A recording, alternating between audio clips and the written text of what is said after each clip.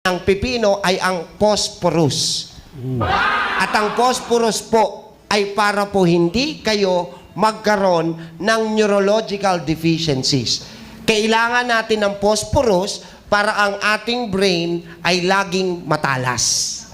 Kaya kung mapapansin nyo, ang matatanda, bigyan nyo ho ng cucumber. Cucumber. Bigyan nyo ho ng pipino araw-araw at maniwala ho kayo, hindi ho sila magkakaroon ng memory lapses. Yan. Kaya yung mga estudyante nyo, gusto nyong maging matalino siya during exam, habang nagre-review.